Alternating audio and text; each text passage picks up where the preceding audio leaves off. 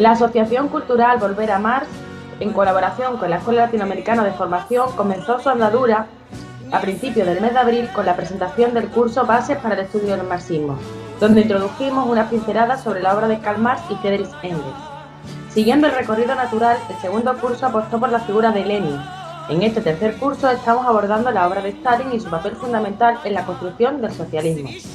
La clase de hoy también será un poco especial y contará con la participación de dos compañeros de la Asociación Cultural Volver a Marx, como son Pablo García y David Alcázar.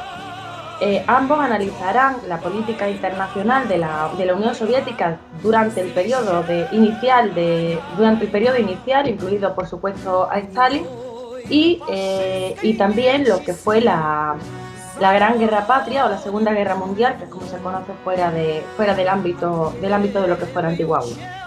Recordamos que podrán acceder al resto de clases del curso a través de nuestro canal en YouTube y de nuestro canal también en ebooks. Y además os invitamos a que sigáis nuestras redes sociales para estar al día sobre las siguientes actividades que vayamos a realizar.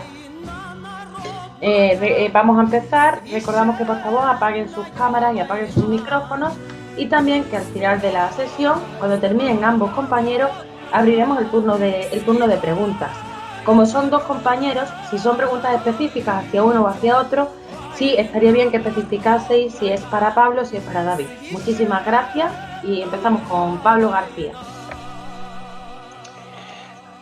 Hola, buenas tardes. Me imagino que se estará viendo la presentación, ¿no? Confírmame, Carmen. Perfectamente. Vale. Bueno, yo voy a hacer la primera parte de la sesión de hoy, que está dedicada a la Gran Guerra Patria o Gran Guerra Patriota, ¿no? Lo que aquí en Occidente conocemos como la Segunda Guerra Mundial. Yo voy a hacer la primera introducción, que va a ser un repaso a la política internacional de la Unión Soviética, que va a ir desde el año 1922 hasta el año 1939. La razón de hacer primero esta introducción se debe a que el revisionismo histórico de los últimos años, con una fuerte ofensiva neoliberal e incluso a veces en Europa hasta de blanqueamiento del fascismo, nos presenta a la Unión Soviética como un país agresor en el contexto de la Segunda Guerra Mundial. De hecho, el Parlamento Europeo hizo, no sé si fue el año pasado o el anterior, una declaración en la que ponía a la misma altura a la Alemania nazi y a la Unión Soviética como responsables del comienzo de la Segunda Guerra Mundial. Y un poco lo que voy a intentar aquí, mi misión va a ser desmitificar y desmentir muchas de las mentiras que la propaganda occidental ha lanzado contra la Unión Soviética en ese periodo histórico, y explicar un poco cómo se llegó a la firma del pacto Ribbentrop-Molotov, que es presentado por la historiografía antisoviética como un pacto de amistad entre Hitler y Stalin, porque tenían objetivos comunes, lo cual es totalmente incierto. Lo primero que tendríamos que saber para poder contextualizar las relaciones entre Alemania y la Unión Soviética en los años 20 y en los años 30 es que existió un pacto, un tratado llamado el Tratado de Rapallo, firmado en 1922 entre la Unión Soviética y la República de Weimar, la República Alemana, que da lugar tras la derrota en la Primera Guerra Mundial. Este pacto se da entre dos países que, bueno, yo los llamo marginados de Europa, porque uno es la Rusia soviética, todavía no se ha formalizado la constitución de la Unión de Repúblicas Socialistas Soviéticas, y la otra es la Alemania derrotada. Estos dos países que que son expulsados un poco del circuito internacional por las potencias occidentales y por las potencias vencedoras, deciden realizar un pacto en el cual Alemania va a poder utilizar los centros de entrenamiento del Ejército Rojo para el ejército alemán, y la Unión Soviética va a recibir, por ejemplo, tecnología militar alemana de ese pacto, ¿vale? Ese pacto lo que va a traer es un beneficio mutuo, sobre todo en el campo militar, ¿no?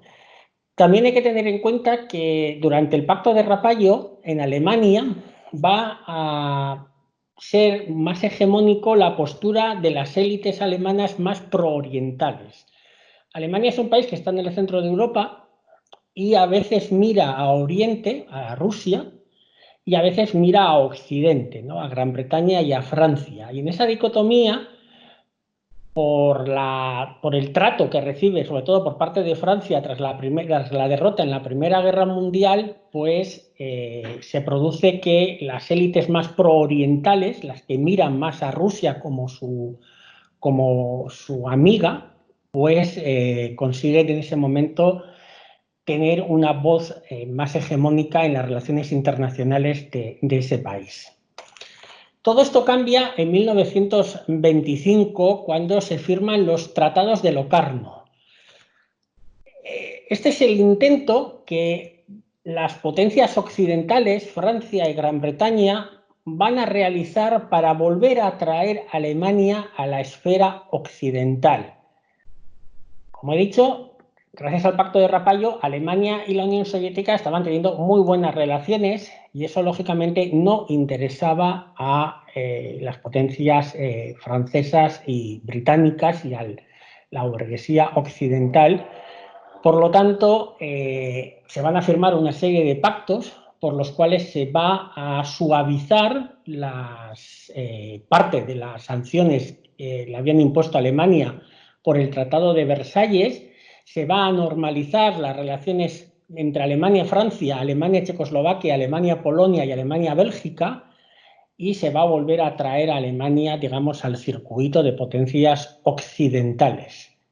Esto es entendido por parte de la dirección soviética como un intento de preparar la agresión contra el país. Tenemos que recordar, yo he empezado hablando en 1922, para no irme mucho más atrás, pero la Unión Soviética, la Rusia soviética, cuando triunfa la revolución, tiene que enfrentar una campaña de agresión imperialista terrible. 7 potencias imperialistas, entre las cuales está Estados Unidos, Japón, Gran Bretaña, Francia, Alemania, etcétera, atacan, invaden y agreden a la Unión Soviética, o la Rusia soviética, en plena guerra civil, en guerra con los blancos contrarrevolucionarios. O sea que la Unión Soviética ya había sufrido una primera agresión. Por lo tanto, sabían que tarde o temprano esa agresión se iba a volver a dar, porque las potencias occidentales no iban a permitir que el primer estado de obreros y campesinos del mundo pudiera desarrollarse en paz. A finales de los años 20, el Comité Central del Partido Comunista de la Unión, el Partido de la Unión Soviética, empieza a entender la situación internacional de la siguiente manera. Para 1927 tenían más o menos claro que Gran Bretaña iba a bloquear e incluso podía comenzar una campaña militar contra la Rusia soviética. Es también en noviembre de 1927 cuando Trotsky hace saber o dice en el Comité Central que la Unión Soviética debería de apoyar los movimientos revolucionarios, los movimientos de protesta, las protestas obreras que se estaban dando en Gran Bretaña y en otras zonas de Europa occidental. El partido entiende, la mayor parte del comité entiende, que no se dan las condiciones materiales para que la Unión Soviética se enemiste de manera más activa con las potencias occidentales. Hay que de alguna manera, intentar pasar lo más desapercibido posible para evitar una nueva agresión en un país que acababa de salir de la Primera Guerra Mundial, luego de la Revolución, luego de la Guerra Civil y estaba en pleno proceso de reconstrucción. En julio de 1929, Stalin, en un artículo, dice: marchamos con un atraso de unos 50 o 100 años con respecto a los países adelantados.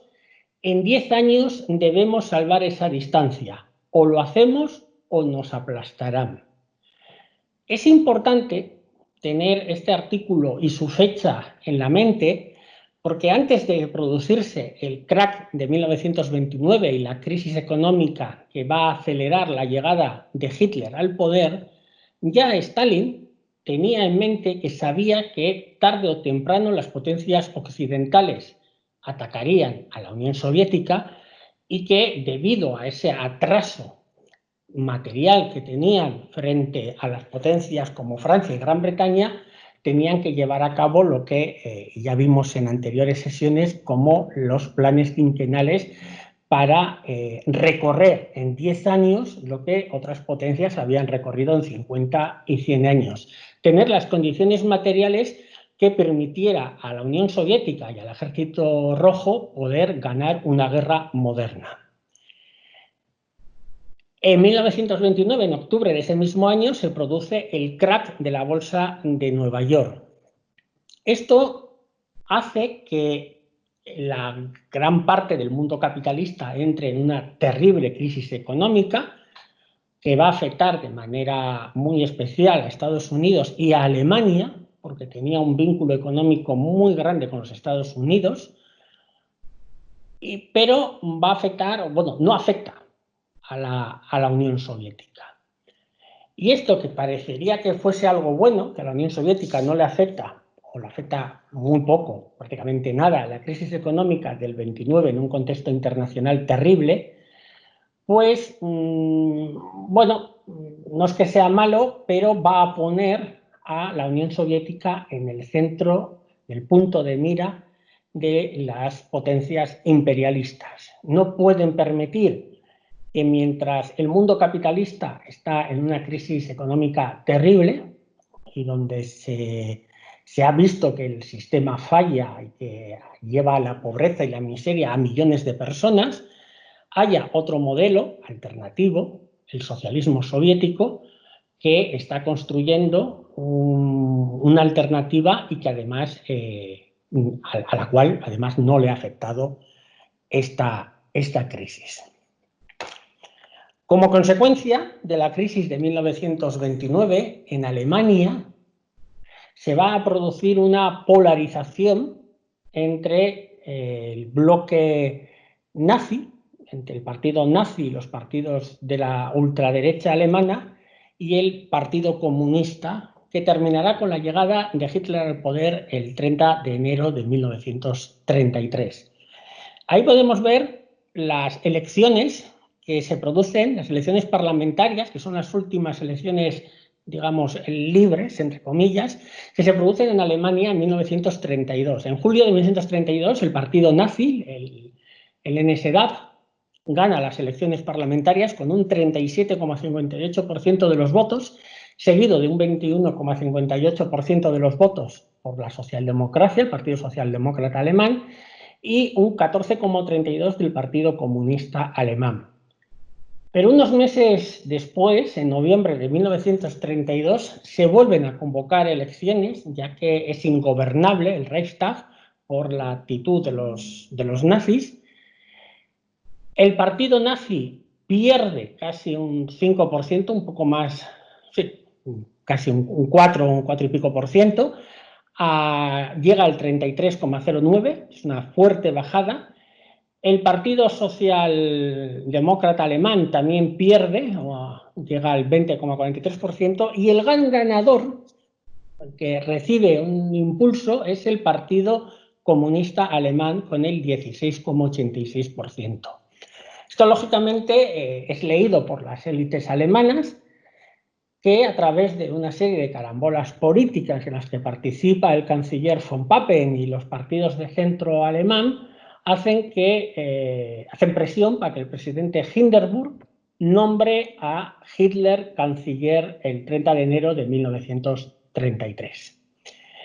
Los acontecimientos en Alemania rápidamente se aceleran. El 27 de febrero los nazis queman el Reichstag echándole la culpa a los comunistas, y en marzo se declara la ley habilitante, lo que permite a Hitler gobernar por decreto. A partir de ese momento, pues, empieza a generarse la dictadura alemana, la ilegalización de los partidos políticos, principalmente de los partidos de izquierda y del Partido Comunista, la encarcelación de la gente, etc.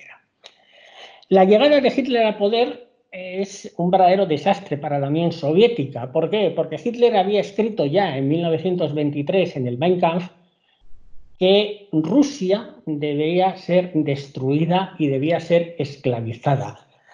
Hitler odiaba a todos los pueblos eslavos y muy especialmente al pueblo ruso. Y ya no era una cuestión ideológica, no odiaba a los rusos solamente porque era un Estado socialista, porque había triunfado la revolución y estaban construyendo el socialismo. Les odiaba también por una cuestión racial. Por lo tanto, tenían muy claro en la Unión Soviética que Hitler, tarde o temprano, les atacaría. Y eso pues, va a dar lugar a que durante los años 30, y esto es una parte de la historia que no es muy conocida en Occidente, que se oculta por parte de las grandes élites, la Unión Soviética va a buscar repetir la triple entente, la alianza con Francia y con Gran Bretaña, que se firmó a principios del siglo XX para frenar a la Alemania imperial.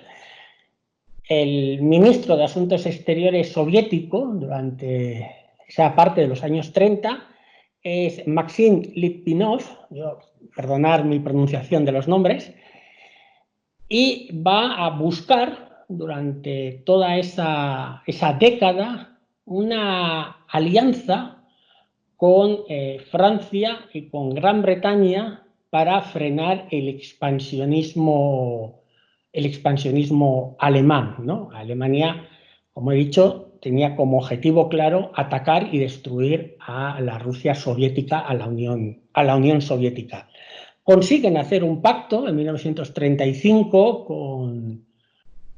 con Francia, un pacto que se firma cuando el gobierno francés es un gobierno de izquierdas, liderado por Léon Blum, del Frente Popular, y es duramente atacado por la derecha francesa hasta tal punto que incluso se respira un aire de enfrentamiento civil, de golpe de Estado en Francia, porque bueno, pues la derecha francesa no está nada de acuerdo con ese pacto franco-soviético de asistencia mutua que se firma, se ratifica en 1936, pero que realmente no tiene ningún valor por esa presión.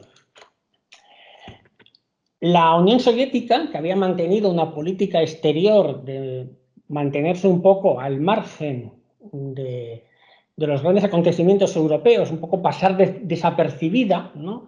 Cambia su política exterior con los dos acontecimientos, ¿no? Tanto por la crisis del 29 como por la llegada de Hitler al poder, y hace una política exterior en los años 30 muchísimo más activa. Como he dicho, la búsqueda de esa repetición de la triple entente, de la alianza con Francia y con Gran Bretaña.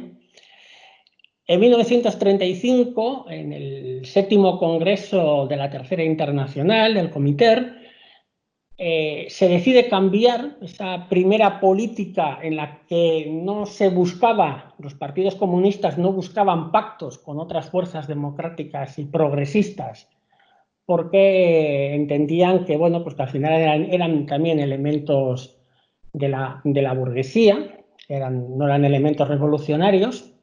Eso va a cambiar ante el peligro del nazismo y del fascismo en Europa, y van a propiciar la política de los frentes populares, ¿no? Esa unión democrática de comunistas, socialistas, fuerzas progresistas, para frenar al monstruo nazifascista.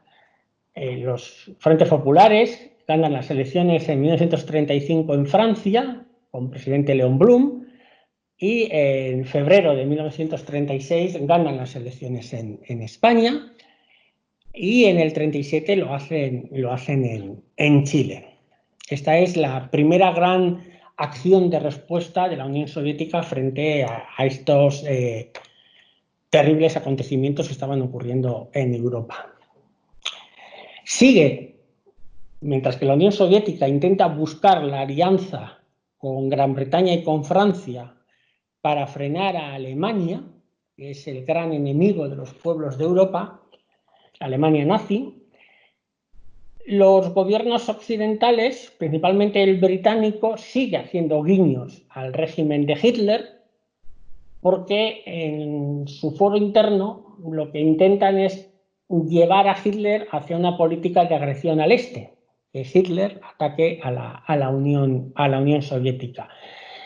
Para los soviéticos, la firma del Pacto Naval Germánico-Británico, que permite que la Armada alemana tenga un 35% del total de la británica, es una muy mala noticia, porque bueno, pues echa por tierra toda la presión que sentía Alemania por el Tratado de Versalles, permite, en cierta manera, el rearme legal de Alemania. Alemania se estaba rearmando desde 1934, pero lo hacía un poco a escondidas porque no lo permitía el Tratado de Versalles. De esta manera, Gran Bretaña lo que hace es darle un poco de carta blanca a Alemania en ese rearme para dirigirla hacia una agresión contra la Unión Soviética.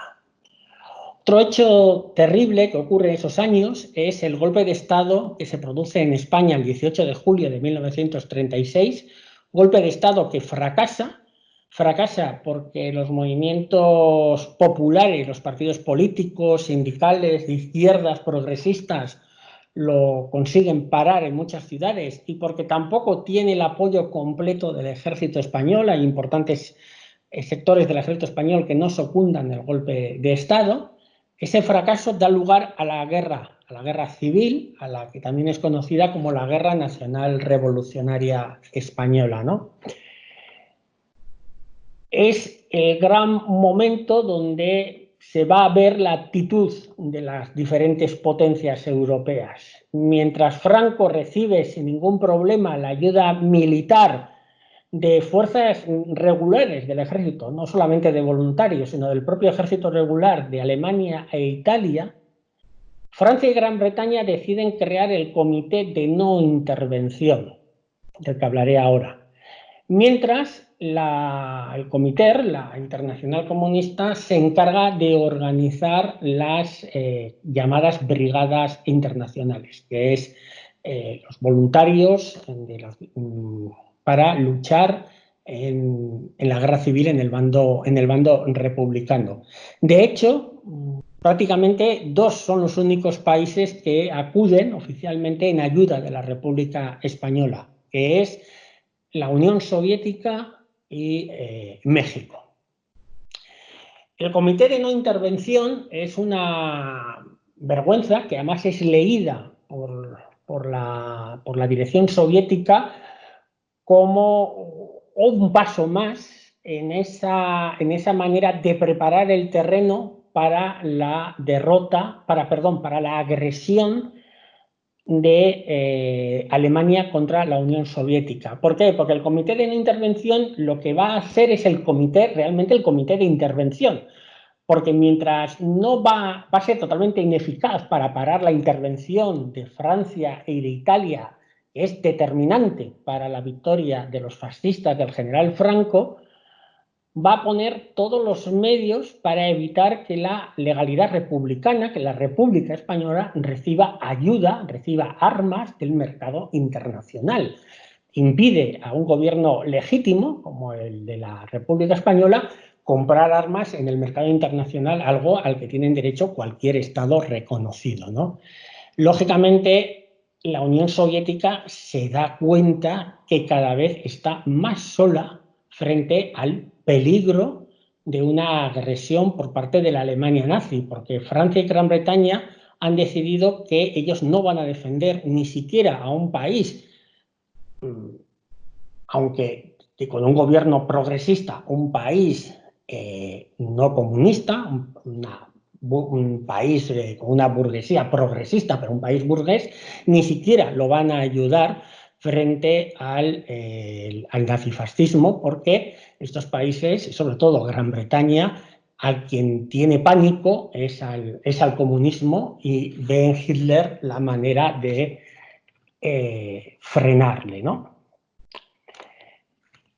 El otro gran momento, yo creo que casi el momento definitivo en que los soviéticos se dan cuenta que están solos y que es muy difícil buscar una ayuda en Francia y en Gran Bretaña, es el Pacto de Múnich de 1938, ¿no? El Pacto de la Vergüenza.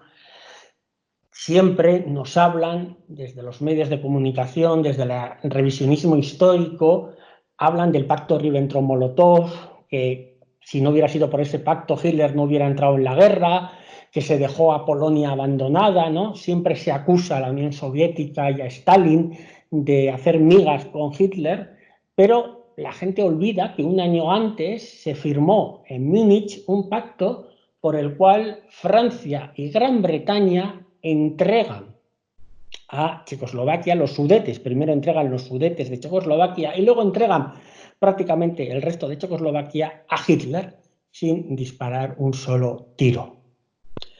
Un dato que se suele desconocer, hay dos datos que se suelen desconocer de este momento histórico. Uno es que la Unión Soviética anuncia, porque tiene firmado un pacto con Checoslovaquia, que está dispuesta a enviar tropas. De hecho, moviliza 20 divisiones del Ejército Rojo para enviar tropas para defender la soberanía de Checoslovaquia. Es un dato que no se suele conocer mucho en Occidente, y no se puede llevar a cabo esta ayuda porque Polonia, que es un país aliado de Alemania, siempre se considera que Polonia es la gran víctima de Alemania. Polonia en esos momentos es un país aliado de Alemania, miran siempre a Alemania, es un país además con un tinte fascistoide terrible, desde los tiempos del mariscal Pilsudski. Los polacos dicen que ellos no van a permitir el paso de las tropas soviéticas para ir en ayuda de Checoslovaquia. Lo que es más, dicen que el ejército polaco se enfrentará al ejército rojo en caso de que pasen por su territorio, y le dice a Hungría que haga exactamente lo mismo, de tal manera que se deja a Checoslovaquia sola. Otro dato que se desconoce es que Polonia quería participar en el Pacto de Múnich al lado de Alemania porque también tenía sus intereses territoriales en Checoslovaquia. Si no se hubiera firmado el Pacto de Múnich, si las potencias occidentales se hubieran mantenido firmes y no se hubieran rendido, posiblemente Hitler hubiera sido derrotado por un golpe de Estado interno que se estaba gestando en el Alto Estado Mayor alemán por parte del coronel general Beck, Ludwig Beck, que era el jefe del Estado Mayor del Ejército, que contó con otros generales alemanes que entendían que era muy arriesgado la política que estaba haciendo Hitler, la política internacional, no estaban de acuerdo con esa política internacional y tenían preparado un golpe de Estado. Al firmarse el Pacto de Múnich y Hitler salir como el gran vencedor diplomático de esa historia, pues el golpe no se pudo llevar porque, lógicamente, Hitler salió muy afianzado internamente, ¿no? Y eso fue un verdadero peligro, ¿no? El Pacto de Múnich tiene unas consecuencias terribles para Europa, pero Occidente ha conseguido, a través de su revisionismo histórico, pasar de puntillas por él y centrarse, esta vez sí, en el pacto Ribbentrop-Molotov como el causante de la Segunda Guerra Mundial. Bueno, nada más lejos de la realidad. La Unión Soviética sigue intentando ofrecer a Francia y a Gran Bretaña en el verano de 1939 un pacto militar para frenar a Hitler. Hitler ya está amenazando a Polonia.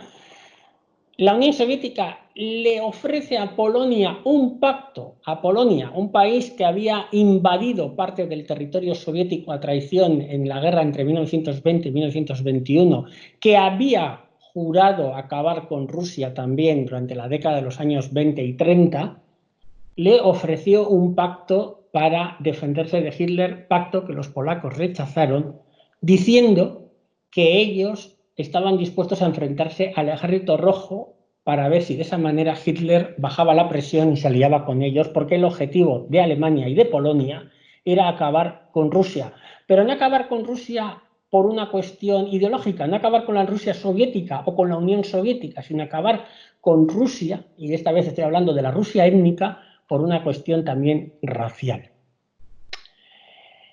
Cuando Francia y Gran Bretaña siguen dando largas y largas y largas a la Unión Soviética, Stalin entiende que está solo frente al peligro de Hitler y que la única manera de llevar a cabo una victoria es ganar el tiempo suficiente para terminar de preparar su ejército, que se llevaba preparando ya varios años. Y por eso se firma el pacto Ribbentrop-Molotov.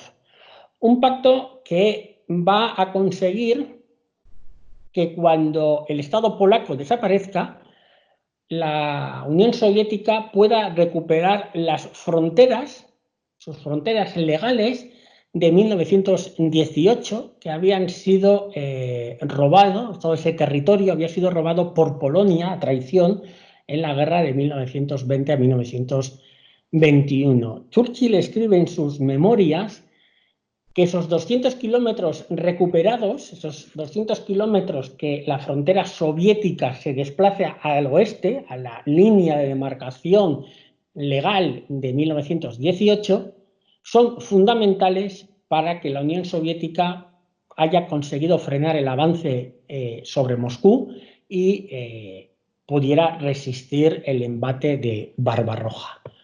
Por ir acabando ya mi parte, podemos decir que el Ejército Rojo se estaba preparando para defender su país y el primer estado de obreros y campesinos del mundo de una manera muy eficaz.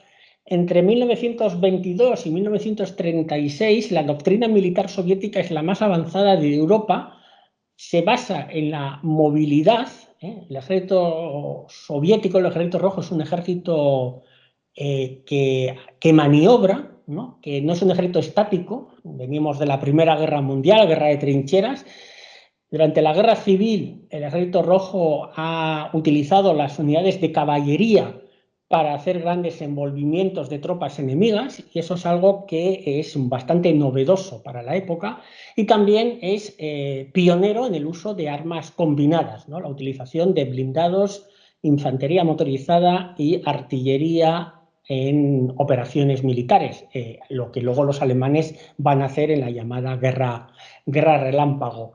El problema es que con la caída del mariscal Tukhachevsky en 1936, esta doctrina militar se abandonó durante un tiempo porque se consideraba que, como el mariscal había sido el gran ideólogo con otra gente de esta doctrina, pues se abandonó un poco. Fue para mí un error por parte de la dirección soviética. Luego hubo una reestructuración de los mandos con generales muy jóvenes porque se había purgado a un importante sector del ejército. Había también una infiltración de quintacolumnistas que habían sido captados por los servicios de inteligencia alemanes, y eso hizo que el ejército soviético tuviera, pues, durante 1936 a 1940 una situación muy delicada, ¿no? en su cabeza, ¿no? Porque muchos de los generales que habían accedido al generalato eran gente muy joven que debía estar en puestos inferiores, ¿no? De teniente coronel a mayor.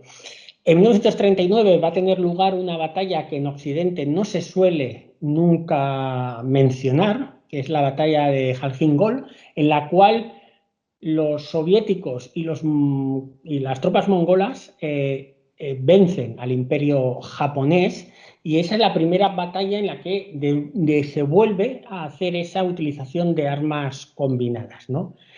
Entre 1940 y 1941, el mando soviético vuelve a la doctrina militar anterior, vuelve a intentar tener brigadas acorazadas para enfrentarse a la maquinaria militar alemana, pero van a tener un déficit operacional y además un detalle, ¿no? Las grandes derrotas que va a tener la Unión Soviética en los primeros meses de la guerra se van a producir porque los soviéticos, por desgracia, no son capaces de desarrollar una radio tan potente como la de los alemanes y, lógicamente, en una guerra moderna las comunicaciones son vitales y eso hace que muchas unidades no puedan operar como realmente se quisiera. Y ya yo acabo mi parte con un pequeño resumen de la guerra de invierno de Finlandia, ¿no? La guerra de invierno es otra de las grandes cuestiones, ¿no? Es una cosa bastante delicada, porque es aprovechada por los enemigos de la Unión Soviética para decir que, bueno, pues que la Unión Soviética, que Stalin había atacado de manera agresiva a un país neutral, como era el caso de Finlandia, y entonces le comparaban como a Hitler, ¿no? Y nos lo comparan, y mira la agresión a Finlandia, es muy utilizada. Claro, lógicamente hay que contextualizar, ¿no? Yo he hecho un pequeño recorrido histórico muy rápido, porque el tiempo no nos da para más, para que nos diéramos cuenta de que la Unión Soviética estaba aislada, tenía enfrente la potencia militar alemana y además sabía que podía haber una alianza entre Alemania y Gran Bretaña para atacarles, sabían que se enfrentaban a una guerra durísima y para los soviéticos era vital defender sus centros neurálgicos. Y uno de los centros neurálgicos es Leningrado, ¿no? Aquí en esta imagen vemos aquí, bueno, aquí pone San Petersburgo, bueno, esto es Leningrado, la frontera era esta, en 1939, y esto era Finlandia. Los soviéticos le dicen a los finlandeses que ellos están dispuestos a cederles territorio al norte de la península, creo que es la península de Kola, pero que los finlandeses les cedieran en lo que se llama el Istmo de Karelia, que es toda esta zona. Los finlandeses, que son un país pro-alemán, un país que era casi profascista, que apoyaba perfectamente a Alemania, dijeron que no. Y en ese contexto es en el que se produce el ataque soviético para conseguir coger este territorio, que luego se demostró en el sitio de Leningrado que fue vital para que no cayese la ciudad, ¿no? Podríamos hablar horas, debatir si es ético, si no es ético, pero en la Segunda Guerra Mundial Gran Bretaña también atacó a la neutral Noruega para evitar que el acero sueco cayera, o sea, se pudiera trasladar a Alemania. O sea, son cosas que los países en situaciones muy delicadas a veces tienen que tomar ese tipo de decisiones. La historiografía occidental le perdona a Gran Bretaña ese ataque a Noruega, a la neutral Noruega, y lógicamente no le perdona a la Unión Soviética el ataque contra Finlandia, porque lógicamente lo que estamos hablando es una cuestión ideológica y de lucha de clases. Y bueno, por mi parte he terminado esta primera exposición y le doy paso al compañero David. Muchas gracias, Pablo. David, cuando quieras, pues empieza. Vale.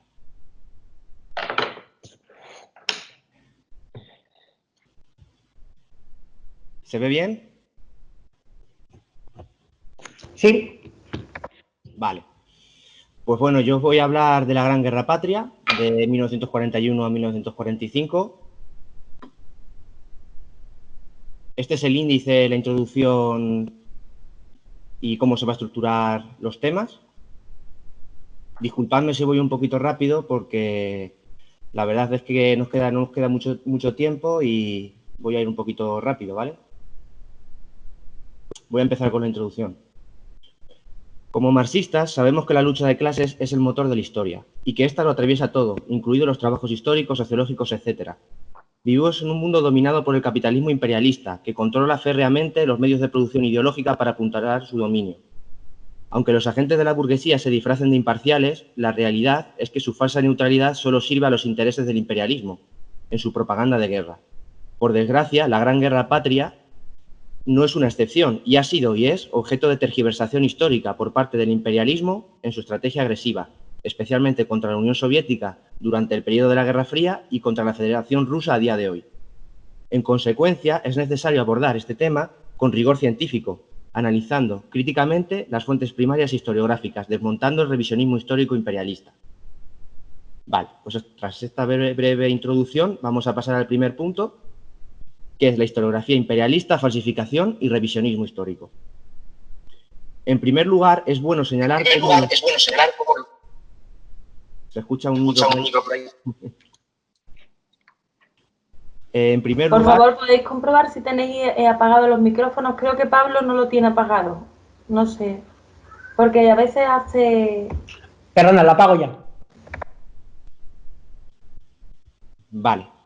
En primer lugar, es bueno señalar cómo en los países occidentales existe una gran confusión y desconocimiento de este periodo histórico profundamente mediatizado por la propaganda imperialista, especialmente por las películas de Hollywood.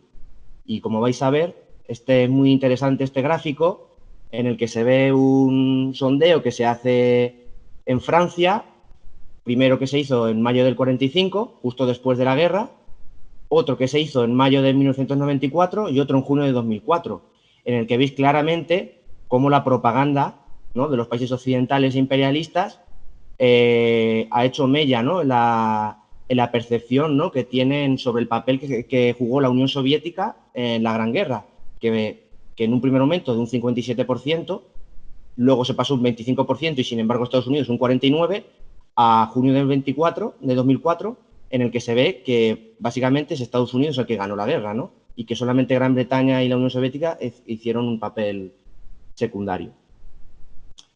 Bueno, continuamos. El origen del afán manipulador de la historiografía imperialista se remonta a los primeros años de posguerra, esencialmente a la necesidad de desencadenar una nueva guerra contra el comunismo y su principal baluarte, el socialismo soviético. No está de más recordar que la Unión Soviética desde sus albores sufrió el cerco imperialista, que la consideraba una aberración por lo que representaba. Era el primer estado socialista de obreros y campesinos del mundo. La URSS era para millones de trabajadores del mundo el faro revolucionario que demostraba que una alternativa al capitalismo era posible. En cambio, para los imperialistas y occidentales se trataba de un foco de subversión en sus respectivos países y colonias que tenían que aplastar. La alianza establecida entre los países imperialistas con la Unión Soviética solo tuvo un carácter táctico y temporal. Me refiero a los países parlamentarios y democráticos, ¿no?, occidentales, en unas circunstancias que son muy concretas, exactamente la lucha contra el fascismo alemán y su expansionismo. Un buen ejemplo de esto es el documental norteamericano, que no sé si conocéis, es la Batalla de Rusia, que fue realizado en 1943, donde se refleja la percepción positiva que tenían los estadounidenses y su gobierno sobre la Unión Soviética en la Segunda Guerra Mundial. Sin embargo, esto duró poco, pues la derrota del eje significó, por un lado, el reforzamiento de la hegemonía de Estados Unidos en el bloque imperialista y, por tanto, en el mundo, y, por otro, la victoria del socialismo soviético a un coste altísimo. El contundente éxito de la Unión Soviética profundizó en la crisis del imperialismo, que ya se daba desde hace tiempo, e hizo posible el triunfo del socialismo en media Europa, así como el reforzamiento de las luchas antiimperialistas por todo el globo. Ante esta situación, si el capitalismo imperialista quería sobrevivir, necesitaba llevar a cabo una contraofensiva cuyo objetivo principal era destruir la Unión Soviética. De ahí la necesidad de realizar una intensa guerra ideológica de propaganda contra la URSS, para justificar las nuevas agresiones imperialistas. Aquí el revisionismo histórico de los plumíferos del imperialismo entró en juego. Si analizamos de dónde proceden las primeras falsificaciones de la Gran Guerra Patria, estas nos llevan a los trabajos realizados por los nazis y el imperialismo angloamericano. Especial renombre merecen los intentos de la Alemania nazi de destruir la frágil alianza entre la URSS y los angloamericanos durante el propio conflicto, fabricando bulos sobre la matanza de Katyn, que luego fueron reavivados durante la Guerra Fría gracias a los militares nazifascistas alemanes que gozaron del apoyo de las potencias imperialistas y a los servicios de inteligencia occidentales. Esta propaganda de guerra anticomunista y antisoviética tenía por objetivo fundamental ocultar el papel fundamental de la URSS en la victoria, ensalzando por el contrario el papel de Estados Unidos y del Reino Unido, y también calumniar a la Unión Soviética para minar su prestigio e influencia creciente en el mundo tras el conflicto. En relación a esto, el día 19 de septiembre, esto también lo ha mencionado el camarada Pablo, el 19 de septiembre de 2019 el Parlamento Europeo aprobó una resolución denominada sobre la importancia de la memoria histórica europea para el futuro de Europa, donde se equiparaba el nazifascismo con el comunismo y además se acusaba a la Unión Soviética de coautor en el desencadenamiento de la guerra. Existen multitud de ejemplos de manipulación histórica de este periodo: reducir la victoria soviética a una cuestión de número y al llamado General Invierno, sobredimensionar la importancia del desembarco de Normandía y la ayuda militar de los aliados a la Unión Soviética, culpar a la URSS de infinidad de crímenes, ocultar la colaboración de los monopolios capitalistas y de destacados empresarios europeos y norteamericanos con el fascismo patrio y el nazismo. No pasaremos a tratar todas estas problemáticas por una cuestión de tiempo, salvo dos de ellas: la ayuda aliada a la URSS durante los primeros meses de la invasión y la intervención norteamericana en el conflicto. En primer lugar, los datos desmienten que dicha ayuda aliada fuese decisiva en la victoria soviética. Si comparamos cifras, la ayuda norteamericana fue muy importante a la resistencia británica, pero muy escasa en términos comparativos con los que procuraron a la URSS. Y aquí, en el siguiente gráfico, este es otro gráfico anterior de la percepción de quién ganó la guerra y la aportación, ¿no?, a la lucha contra los nazis. Y esto es lo que quería enseñaros, ¿no?, en términos generales, ¿no?, el porcentaje de la ayuda aliada en base al total de la producción militar de la URSS, ¿no?, en cañones antiaéreos, aviones y de tanques, que como podéis ver no fue tampoco muy importante, ¿no? Sin ella la Unión Soviética hubiera ganado igualmente la guerra. Y bueno, en segundo lugar, el imperialismo suele ocultar que los Estados Unidos de América aprovechó el conflicto mundial en su beneficio. Los norteamericanos se mantuvieron relativamente al margen para desbancar a sus competidores europeos y hacerse así con el control de los mercados europeos y de sus colonias, proceso que ya se inició en la Primera Guerra Mundial y que culminó tras la Segunda. Sin embargo, a la altura de 1943-1944, la burguesía británica y norteamericana temían que los avances militares soviéticos contra la Alemania nazi se tradujeran en la expansión del socialismo por toda Europa. Fue en ese momento cuando los norteamericanos decidieron abrir el segundo frente, para frenar la influencia de la URSS y también para controlar los fuertes movimientos de resistencia dirigidos por los comunistas y antifascistas que operaban en el occidente europeo. Bueno, ahora vamos a pasar al siguiente punto, que se llama la historiografía soviética, la planificación económica como factor clave en la victoria soviética de la Gran Guerra Patria. Para desmontar todo este revisionismo histórico, anticomunista y antisoviético, es bueno reconocer la historia soviética, la historiografía soviética, desconocida por desgracia en Occidente, que contundentemente denunció esta falsedad histórica como propaganda de guerra contra la Unión Soviética, el comunismo y, en definitiva, contra el movimiento progresista y antiimperialista. La historiografía socialista y soviética señalan como el elemento fundamental que hizo posible la victoria sobre el nazifascismo la planificación económica socialista. Los intelectuales burgueses suelen pasar de puntillas los grandes logros económicos previos alcanzados por la Unión Soviética, como la colectivización agrícola e industrialización del campo y la creación de una industria pesada y de guerra moderna. La experiencia adquirida por los tres primeros planes quinquenales fue esencial para la conversión de toda la economía al esfuerzo de guerra. Y en el siguiente gráfico lo podéis ver, cómo en los años 30 la URSS se convirtió en el primer país de Europa y el segundo del mundo, después de Japón, en términos de producción industrial. Mientras que el mundo, como ha señalado el camarada Pablo, un mundo occidental e imperialista, se hundía en la crisis. Sin embargo, la Unión Soviética no solo sobrevivió a esa crisis y le afectó en muy poca medida, sino que continuó, gracias a los planes quinquenales, creciendo.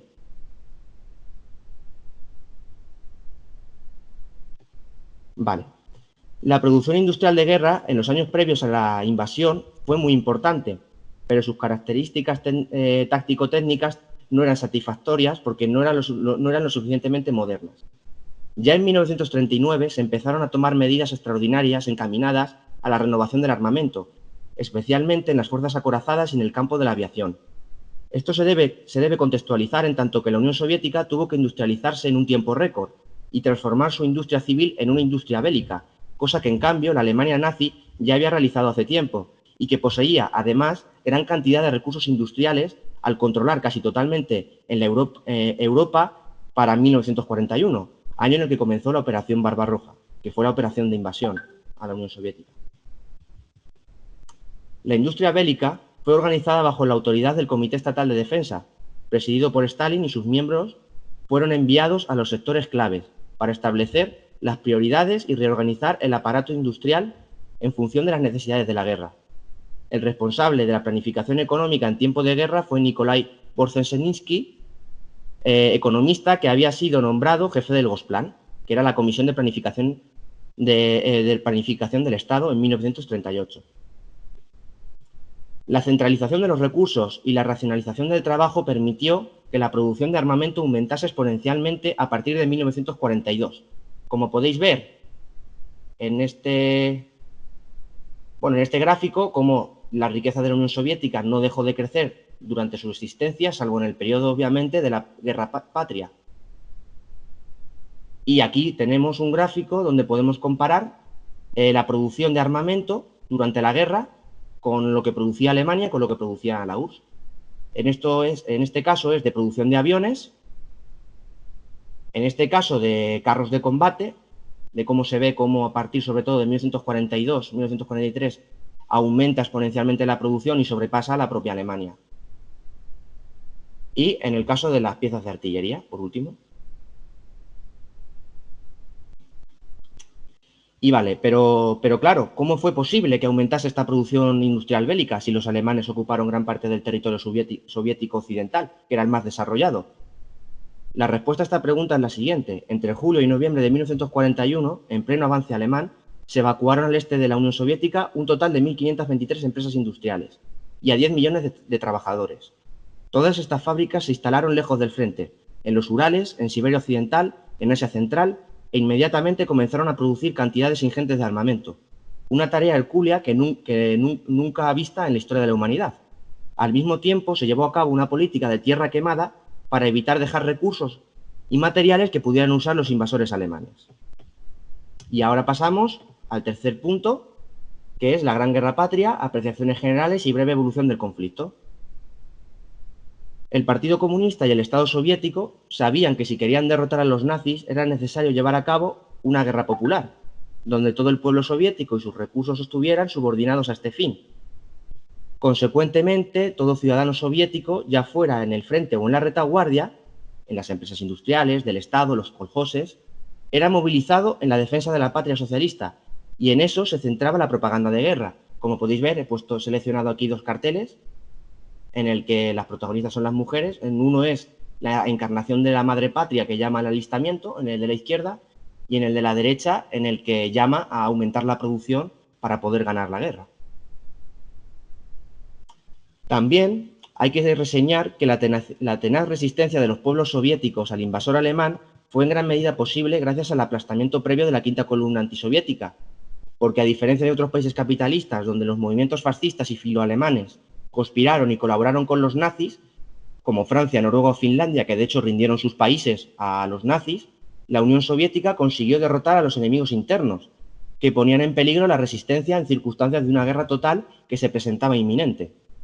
Además, la depuración del ejército, si bien pudo tener algunas consecuencias negativas, lo cierto es que permitió cortar de raíz las tendencias bonapartistas y proalemanas existentes dentro de algunos militares soviéticos, como Tukhachevsky, que ponían en peligro la estabilidad del país y su resistencia al invasor alemán.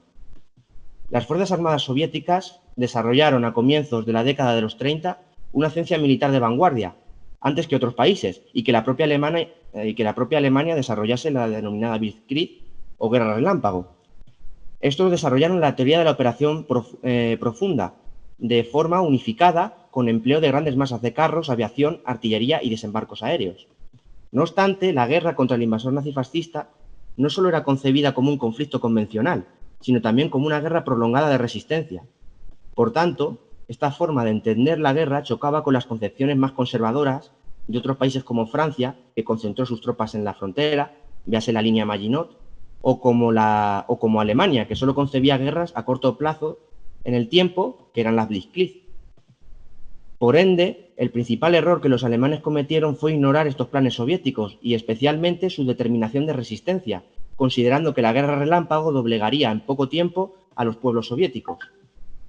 Todo esto, unido a los graves errores en logística y abastecimiento que los propios nazis cometieron, les obligó a combatir en unas condiciones en las que los soviéticos estaban mejor preparados.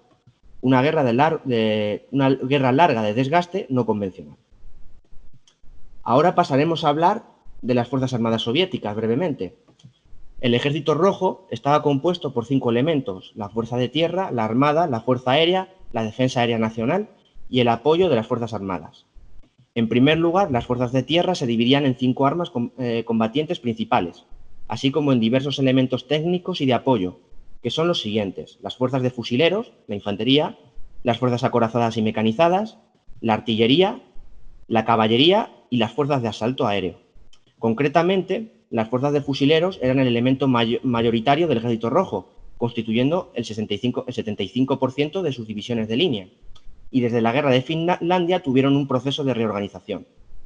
En segundo lugar, también las fuerzas acorazadas, en el momento de la invasión, se encontraban en mitad de un proceso de modernización, porque todavía se componían mayoritariamente de tanques T-26 y transportes BT, que estaban siendo sustituidos por una nueva generación de carros de combate como el T-34, que sin duda fue un proyecto que suponía un importante avance tecnológico en este campo, y el pesado KV. En tercer lugar, la Armada fue modernizada, especialmente la flota del Báltico. En cuarto lugar, las fuerzas aéreas también pasaba por un importante proceso de renovación que continuó durante el conflicto.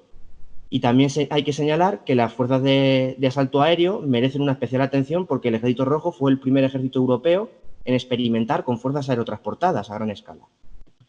Por último, la artillería soviética tuvo una gran importancia y potencia de fuego. Se estima que en este caso, entre el 60 y el 80% de las bajas enemigas, El legendario Katyusha es un buen ejemplo de ello. Además, es necesario señalar el papel del comisariado político y de las unidades del NKVD en el Ejército Rojo. Estas unidades especiales estaban destinadas a cuestiones de defensa de fronteras, de supervisión de la actividad militar, combatir a los agentes enemigos y a los grupos partisanos antisoviéticos, reforzar la moral y la formación político-ideológico de la tropa.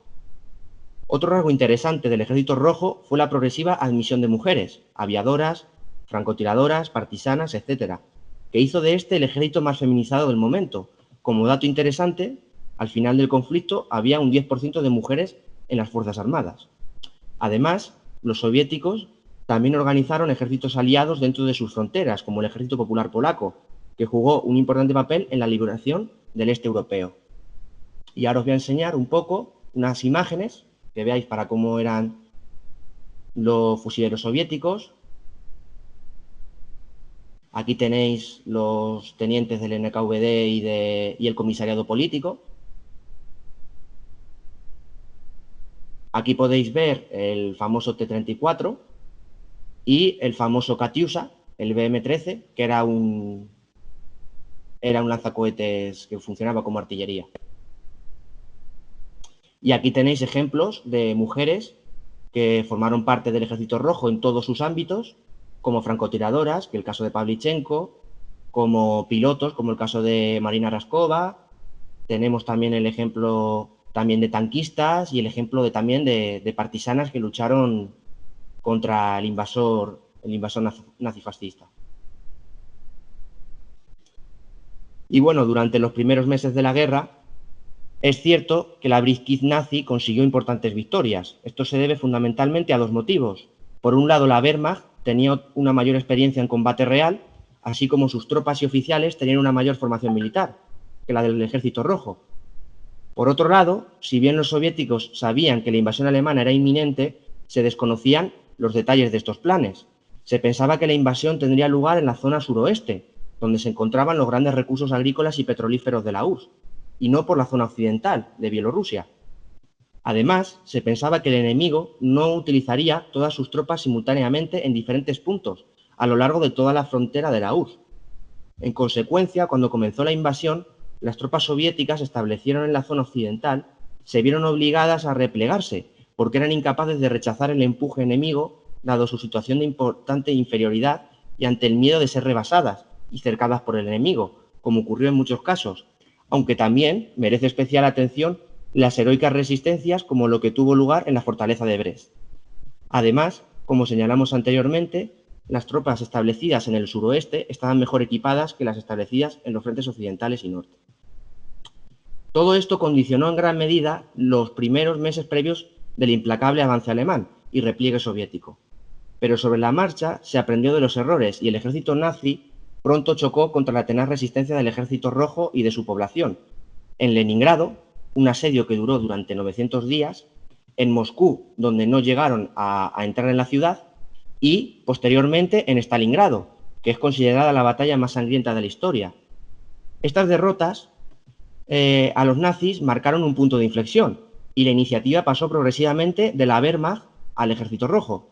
Más tarde, con la victoria de Kursk, la batalla de tanques más grande de la historia, la maquinaria bélica alemana recibió un nuevo revés cuando pretendía recuperar la iniciativa. Y después, con la operación Bagration, la Unión Soviética dio la puntilla al ejército nazi tras 5 semanas de ofensiva. En este último caso, es importante señalar la gran capacidad de la Unión Soviética para movilizar una inmensa cantidad de recursos, armamento y tropas, sin que los nazis se percatasen de ello, y que esto se saldó con una rotunda victoria soviética que llevó al Ejército Rojo a las puertas de Varsovia, y en menos de un año a poner la bandera roja en el Reichstag alemán. Aquí podéis ver, en este mapa, el máximo apogeo, ¿no?, de la Alemania nazi, contando con sus países ocupados, con sus países aliados, y el avance que tuvo sobre la propia Unión Soviética, ¿no? Aquí en el siguiente paso veis cómo la cosa empieza a cambiar, y aquí tenemos como que entre mediados de 1943 y finales de 1944 empiezan a tener lugar una serie de contraofensivas que consiguen expulsar a los nazis del territorio soviético y llegar a Rumanía, a Hungría y a Polonia. Y bueno, ahora vamos a tratar el tema del Estado Mayor soviético y el liderazgo del camarada Stalin. Es conveniente detenernos en este punto, porque la historiografía burguesa suele atribuirle los reveses militares soviéticos a Stalin. Sin embargo, los militares protagonistas que participaron señalan el gran papel dirigente que jugó el líder soviético. Solo hay que leer los escritos de Zhukov, de Stemenko, de Vasilevsky, etc. Uno de los grandes éxitos de Stalin fue el continuo hallazgo de colaboradores capaces que lo designaba para puestos que con frecuencia les venían grandes, pero que en el fragor del combate demostraron ser capaces de superar los grandes desafíos de la guerra.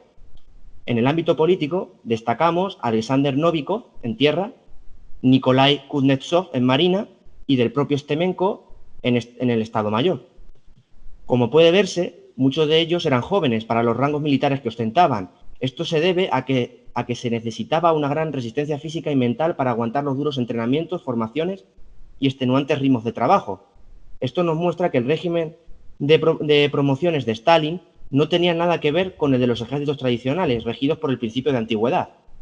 Un ejemplo de esto es la jornada de trabajo de Stalin y de sus colaboradores del Estado Mayor, durante la propia contienda, más de 16 horas diarias durante los 7 días de la semana. Sin duda, este alto ritmo de trabajo pasó factura a la salud incluso del propio líder soviético, Stalin. En esta labor de elección y promoción de los mejores cuadros militares jugó un papel fundamental la Academia del Estado Mayor General, creada en 1936. Entre los integrantes de esta primera promoción se encuentran dos de los futuros colaboradores más importantes de Stalin durante la guerra, a Vasilevsky y a Antonov. El primero de ellos propuso a Stemenko, que se incorporó más tarde, y todos estos hombres junto a Georgy Zhukov formaron el quinteto liderado por Stalin para llevar a la URSS a la victoria final. Y a modo de conclusión, podemos decir que el liderazgo de Stalin fue fundamental para la gloriosa victoria de la Unión Soviética sobre la Alemania nazi y sus satélites. Y ahora aquí os voy a enseñar unas cuantas fotos, ¿no?, de los principales líderes del Estado Mayor y colaboradores de Stalin durante la Gran Guerra Patria. Tenemos a Zhukov, a Stemenko, a Vasilevsky y a Antonov.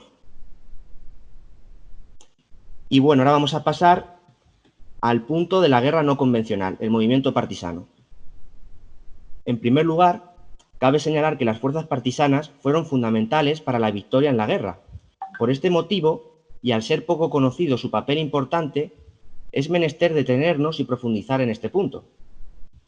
Los militares capitalistas establecen como antagónicas la guerra regular e irregular, pero la dialéctica materialista nos demuestra que se trata de dos formas distintas de hacer la guerra, que se complementan. La Unión Soviética consideraba la guerra irregular como un elemento orgánico y esencial no separado de las actividades bélicas convencionales. Esta concepción se confirmó con la experiencia práctica que los bolcheviques y el propio Lenin adquirieron durante la Revolución de Octubre y especialmente durante la Guerra Civil, donde concretamente los partisanos jugaron un rol destacado. También se aplicaron las ideas de otros líderes como las de Mao Zedong sobre la guerra de masas y se aprendió de otras experiencias como la Guerra Civil Española.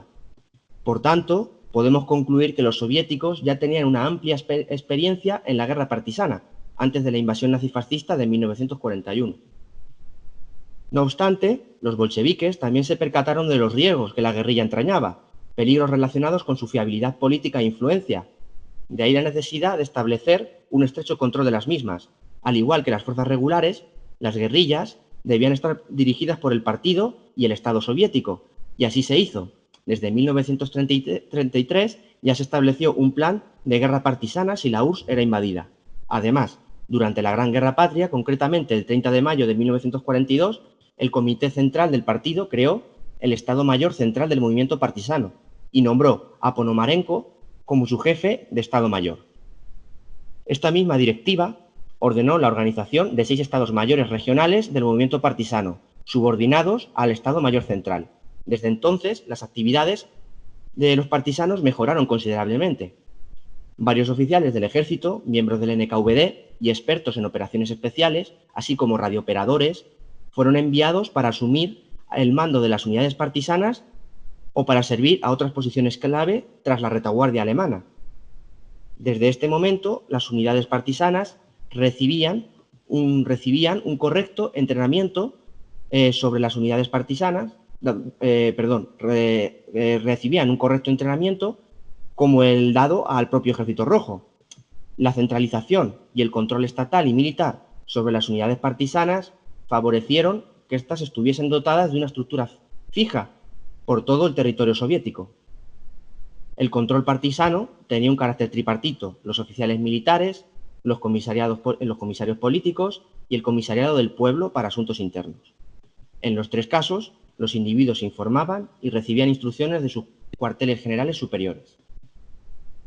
En relación a las actividades guerrilleras, pudiera pensarse que éstas consistían en escaramuzas y en actividades de comando en la retaguardia enemiga, pero lo cierto es que llegaron a realizar actividades bien como punta de lanza o bien como fuerzas de apoyo en los ataques del Ejército Rojo.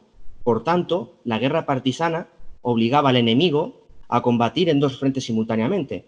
La liberación de la liberación de Bielorrusia es un buen ejemplo de ello.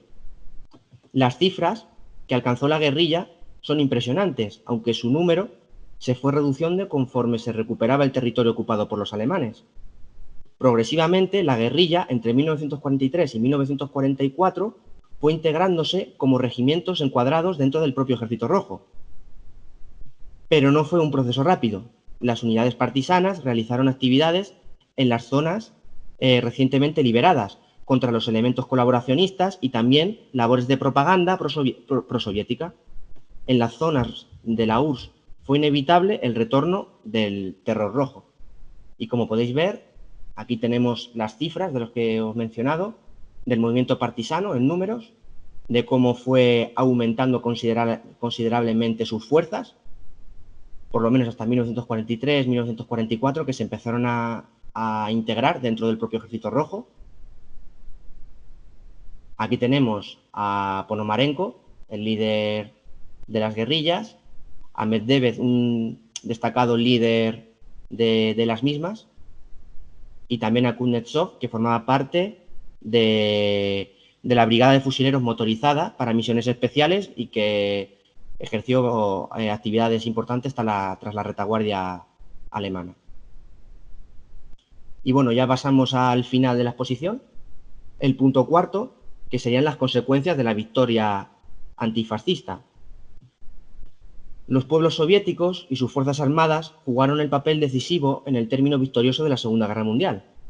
Esta victoria puso de manifiesto la superioridad del sistema socialista soviético y de la economía planificada frente al capitalismo. En condiciones de excepcional dificultad, para el primer y único país socialista hasta ese momento. Incluso para países imperialistas como Francia, esto como un dato interesante, aplicaron medidas de planificación de su economía nacional tras la Segunda Guerra Mundial. Por otro lado, Estados Unidos, a pesar de contribuir en menor medida a la victoria, consiguió salir del conflicto en una situación muy ventajosa, si lo comparamos con el altísimo coste material y humano que sufrió la URSS.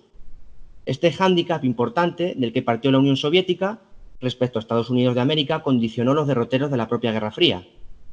La Unión Soviética deseaba la paz y necesitaba la paz para reconstruirse y desarrollarse. Esto el imperialismo norteamericano lo sabía y por eso mismo llevó a la URSS y al mundo entero a una nueva Guerra Fría. La carrera de armamentos en la que Estados Unidos y sus aliados sumió el mundo perjudicó las economías de los países que deseaban la paz, porque les obligaba a desviar gran parte de sus recursos que podían haberse dedicado a otros ámbitos más sociales y humanos, pero no fue así. Aquí, por ejemplo, os pongo aquí unos datos, ¿no?, sobre quién soportó mayoritariamente el peso de la maquinaria bélica alemana. Como podéis ver, en el frente soviético, desde el 41, combatieron alrededor, al mismo tiempo, entre 190 y 270 divisiones alemanas. Los alemanes perdieron en el frente del este 607 divisiones, sin embargo solo 176 en el frente occidental. Y de 13,6 millones de abatidos, heridos y prisioneros, la Alemania nazi pues perdió en el frente soviético 10 millones de personas. Las pérdidas para la URSS fueron muy grandes, como podéis ver, más de 25 millones de víctimas. Solamente para compararlo con Estados Unidos solo hubo 320.000 muertos y 800.000 desaparecidos. Hubo 1.700 ciudades destruidas por completo y también 70.000 pueblos y aldeas. Hubo 25 millones de personas sin techo y hogar, más de 6 millones de edificios destruidos. Y por último, en el ámbito más económico se puede ver como la pérdida del 33% de la producción económica y de sus fondos productivos.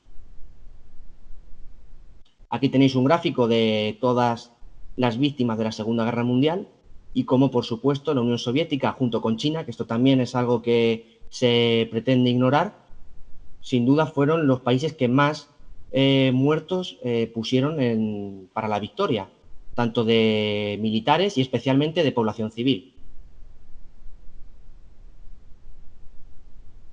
Y bueno, aquí también veis, me ha parecido interesante poner este gráfico porque podemos ver la producción, ¿no?, de diferentes países en 1938, un año antes de la guerra, y de cómo luego luego en 1953, después de la guerra. Si os fijáis, la Unión Soviética se recuperó a una velocidad muy grande, ¿no?, y consiguió aumentar considerablemente su riqueza con respecto a la que tenía en 1938 en los años posteriores a la Gran Guerra Patria. Bueno, sin duda alguna, el prestigio de la Unión Soviética se elevó grandemente en todo el mundo. El socialismo se expandió por todo el mundo, así como las revoluciones nacional-democráticas. Para frenar esta dinámica de debilitamiento del capitalismo imperialista, este desarrolló la doctrina Truman y el Plan Marshall en 1947, que buscaba evitar transformaciones sociales y políticas profundas en el mundo, así como establecer un bloque imperialista fuerte contra el creciente movimiento de liberación nacional, contra la URSS y el emergente sistema socialista y antiimperialista mundial. Así nació la OTAN y la unificación del mercado común europeo, el origen de la CE, posteriormente Unión Europea, que buscaba limar las contradicciones económicas interimperialistas bajo el paraguas de la hegemonía norteamericana y consolidar un bloque político-militar en el mundo occidental que pusiera fin a las guerras interimperialistas que habían debilitado al propio imperialismo. Por el contrario, la humanidad progresiva, liderada por la Unión Soviética, que buscaba la paz, jugó un papel fundamental en la fundación de mecanismos internacionales que permitiesen la paz en el mundo, como fue la ONU, ¿no? Y bueno, por último, si bien es cierto que la Unión Soviética se vio fortalecida a nivel internacional y geopolítico, no fue tanto así en el ámbito político e ideológico interno. Cada vez más analistas señalan que la Unión Soviética nunca se recuperó del todo de las secuelas y de las consecuencias de la Gran Guerra Patria. La dura represión nazifascista el sacrificio de miles de cuadros en el conflicto, de los elementos más combativos y valientes, de los más concienciados. Todo esto debilitó a la vanguardia socialista, facilitándose así el ascenso de elementos burócratas, revisionistas, reformistas y oportunistas de diferente pelaje a todos los niveles del poder soviético, iniciándose así un proceso de degeneración que sumió a la decadencia al país de los soviets durante las décadas sucesivas. Y bueno, aquí os dejo ya para finalizar un poco la bibliografía que he utilizado y también una bibliografía complementaria muy interesante para poder comprender este periodo histórico y la Gran Guerra Patria. Y hasta aquí mi intervención. Muchas gracias, David. Muchas gracias, Pablo. Os pediría ahora que ambos abráis vuestras cámaras para que se os vea, que siempre es más personal. Y bueno, como hoy hemos tardado un poco más, también vamos a tener un poco más de margen para las preguntas, debido a que, bueno, era un tema complejo y no se podía tampoco sintetizar más que de todo lo que ya lo han sintetizado los compañeros. Bueno, la primera pregunta la preguntaba David y decía, ¿qué sanciones, no especifica para quién, qué sanciones económicas o de otro tipo se le impuso a la UE? Creo que se refería en la etapa de los pactos y demás. ¿Tenéis esa información? Pablo, si quieres tú tratar esa cuestión primero. Bien, bueno, a la Unión Soviética de los años 20 y de los años 30, sobre todo en los años 20, se la impidió durante gran parte de esa década participar de los circuitos económicos internacionales. Sanciones como tales, como las conocemos ahora, un bloqueo directo como el que sufre Cuba, o sanciones como las que sufren países actuales, como puede ser Venezuela o Irán, como tales, la Unión Soviética no sufrió, ¿vale? No, primero porque en aquella época no había tampoco estos mecanismos de sanción, ¿no?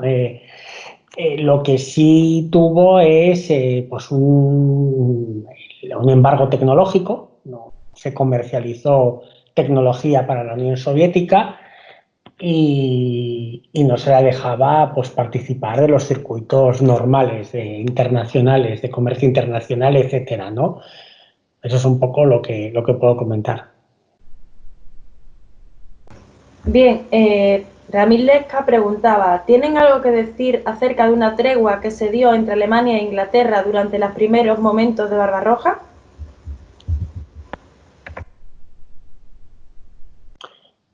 Bueno, no sé, David, yo... Estas preguntas se hicieron antes, así que entiendo que son más en relación con Pablo, porque son las primeras. Bueno,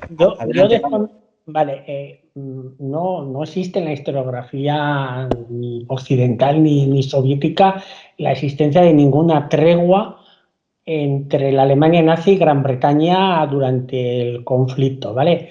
Lo que es más, yo creo que la actitud de Churchill para con la Unión Soviética fue bastante leal. Churchill, la misma noche del ataque de Barbarroja, el 22 de junio de 1941 contra la Unión Soviética, dijo literalmente, si no recuerdo mal, algo así como si Hitler atacase al mismísimo infierno, él pactaría con el diablo. Algo así como que ellos iban a apoyar a la Unión Soviética en esta guerra. Así que no hubo ninguna convivencia entre Gran Bretaña y Alemania para atacar o sea, una tregua como tal. Bien, bueno, un número pregunta, ¿cómo se responde a la supuesta militarización de la sociedad soviética en una economía que era de guerra? Señalar el militarismo tiene una como connotación propagandística. No.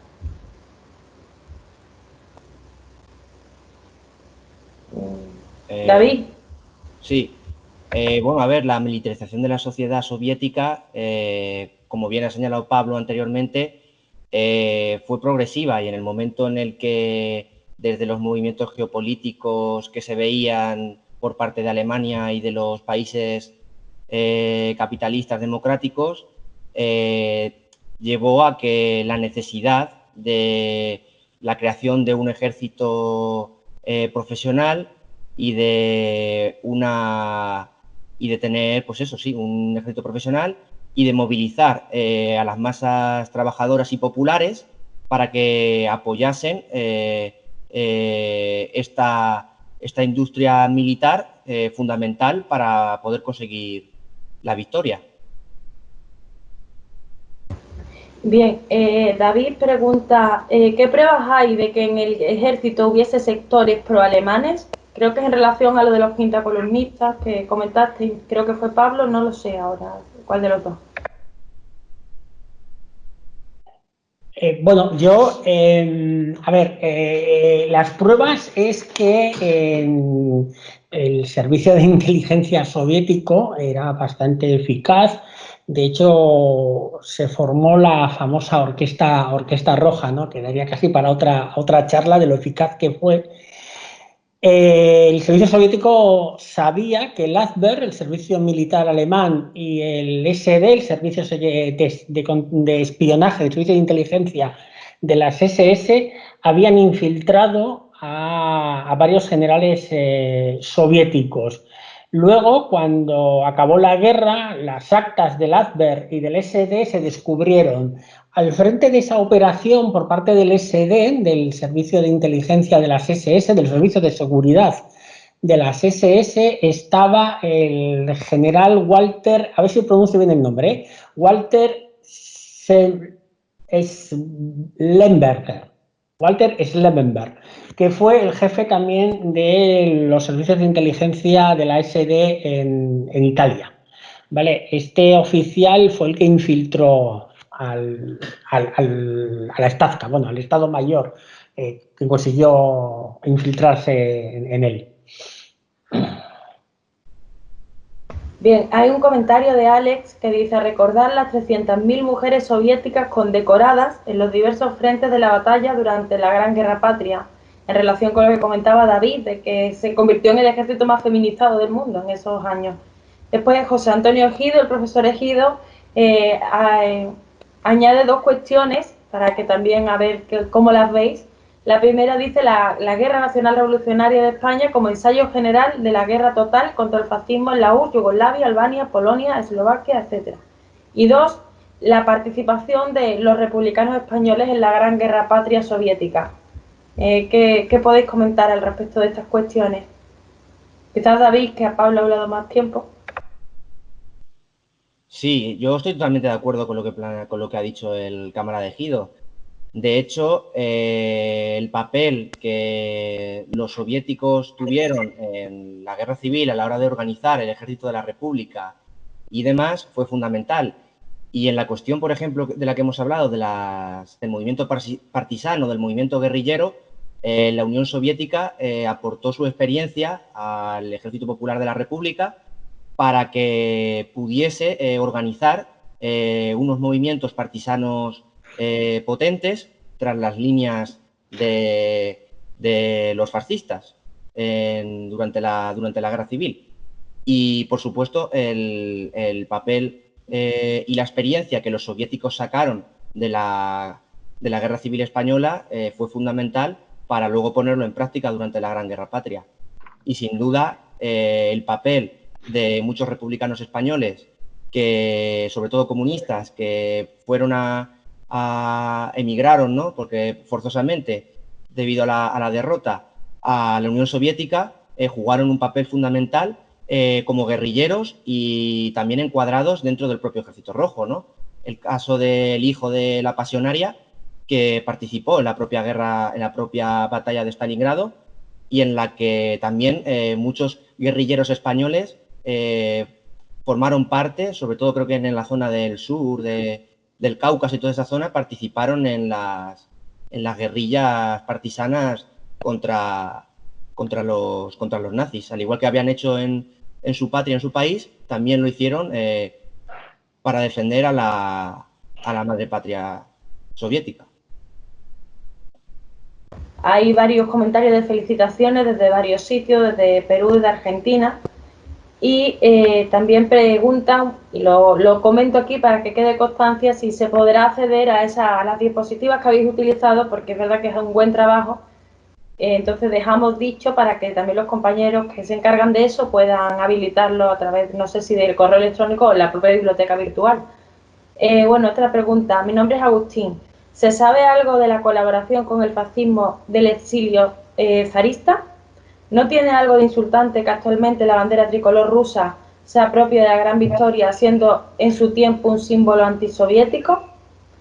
Como son dos preguntas, pues si queréis os las repartís.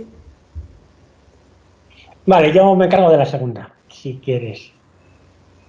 Vale, pues David, sobre la participación del exilio zarista.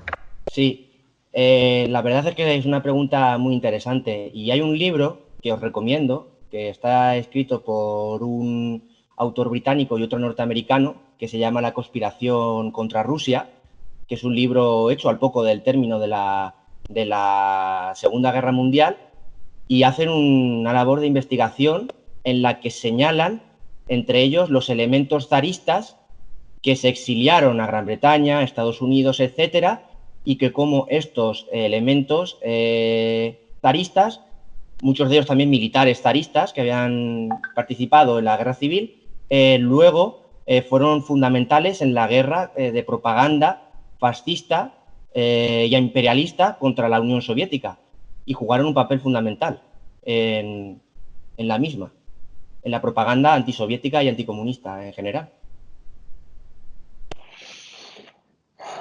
Vale, sobre la cuestión de la tricolor zarista, ¿no? Por llamarlo de alguna manera, la bandera de la Rusia imperial en estos momentos. A ver, es complicado, no todo es blanco y negro, ¿no? Y a veces estas cosas hay que hilar muy fino. Efectivamente, la bandera tricolor es la bandera de la Rusia imperial, ¿no? Y cuando se produce la revolución y se produce primero la Rusia soviética y luego la Unión Soviética, esta bandera es sustituida por la bandera roja, ¿no? Lo que pasa es que los propios soviéticos y el propio Stalin recupera parte de esa idiosincrasia de la Rusia anterior en el famoso discurso que da el 7 de noviembre de 1941 en la Plaza Roja. Despide a las fuerzas, o sea, da un discurso, desfilan y ahí van al frente, ¿no? Frente de Moscú. Él mismo hace una arenga en la que utiliza simbología, vamos a llamarla zarista, ¿no? De la Rusia imperial, ¿no? Hace un llamado en nombre de Catalina, en nombre de los rusos, no sé, o sea, eso también es utilizado, ¿no? Entonces, hoy en día Rusia es un país que ha recuperado la vieja enseña y que participe en esta guerra, yo no lo consideraría un insulto. Es la bandera del Estado ruso, ¿no? Como tampoco considero un insulto que Stalin, en plena guerra, Stalin y el comité central del partido cambiase los uniformes, las condecoraciones y los galones que llevan los soldados a partir de 1943, se cambian los galones y son los galones del ejército zarista, ¿no? El ejército rojo en los años 20 y 30 lleva otros galones, se cambia un poco por esa necesidad de un poco de la patria, ¿no? La patria está siendo atacada, ¿no? No solamente ya es una cuestión de supervivencia del socialismo, es una cuestión de supervivencia de la propia esencia de los rusos y de los pueblos eslavos, ¿no? Y de los pueblos de la Unión Soviética. Entonces, a mi entender, y con esto acabo, para no liarme mucho más, yo creo que esa bandera hoy en día representa la bandera de una Rusia que en cierto modo es heredera de esa defensa que también hizo el pueblo ruso como tal y el resto de pueblos de la Unión Soviética, por supuesto, contra el fascismo y bueno, hay que entenderlo, ¿no? Es la bandera del Estado actual y bueno, yo creo que quedaría mejor hacerle un elogio a Rusia porque cada 9 de mayo recupera la bandera roja y la hace desfilar por la Plaza Roja. Para mí ese es el elogio que hay que hacerle a la Rusia actual, más que criticar que esté la bandera tricolor. Vale, y esa es mi opinión, ¿eh? Bien, pregunta, gracias camarada, ¿cuáles son las principales características de la economía de guerra?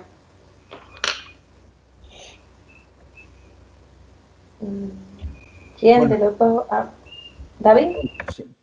sí, bueno, las principales características, obviamente, es lo que es la centralización de los recursos, y ya sean materiales y humanos, su planificación y su organización.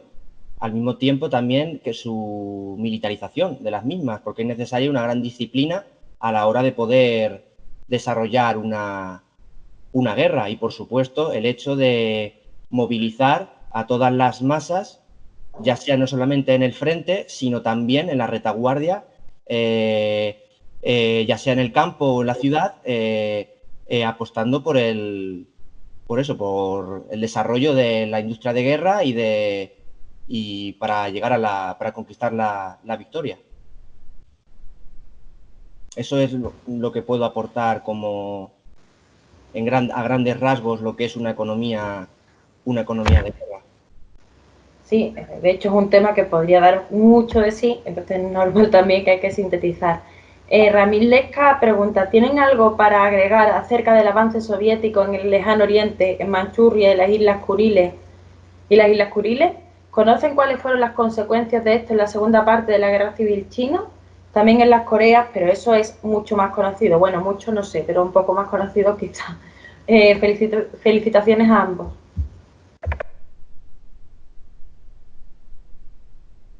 Pablo, si quieres.